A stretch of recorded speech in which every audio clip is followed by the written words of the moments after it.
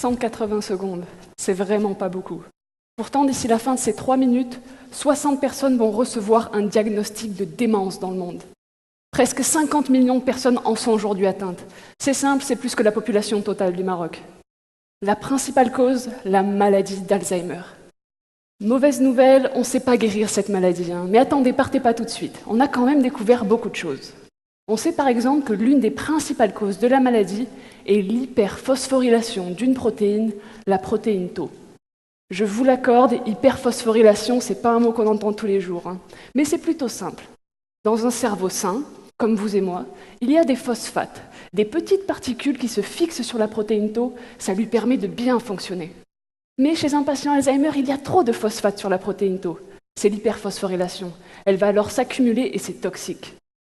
C'est un peu comme les vêtements. Être habillé, c'est pratique, ça tient chaud, puis on est quand même plus à l'aise en public.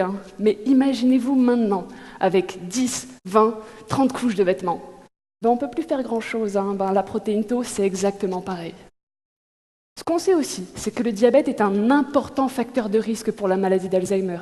Mais on ne comprend pas bien pourquoi. Certains disent que c'est l'obésité le problème, d'autres la résistance à l'insuline, quand notre insuline n'arrive plus à faire baisser le niveau de sucre dans le sang. Et c'est là que j'interviens. Dans ma thèse, j'ai utilisé 2 types de souris diabétiques. Une très obèse et avec une légère résistance à l'insuline, l'autre moins obèse mais avec une plus forte résistance à l'insuline, afin d'enfin savoir qui de l'obésité ou de l'insuline embête notre protéine Tau. Et là, surprise, une hyperphosphorylation massive de la protéine Tau dans le cerveau de mes 2 souris, de la même manière comme dans la maladie d'Alzheimer. Donc, c'est ni l'obésité ni l'insuline le problème. Pour être honnête avec vous, à ce moment de ma thèse, la protéine Tau, je ne l'aimais plus beaucoup, mais j'ai continué à chercher, j'ai persévéré, et j'ai trouvé quelque chose de très bizarre. Mes souris, elles sont froides. Elles ont une température bien en dessous de 36 degrés, c'est l'hypothermie. Et la protéine Tau, elle est un peu comme moi, elle n'aime pas beaucoup le froid. On voit bien chez nos souris que plus la température est basse, plus la phosphorylation de Tau augmente.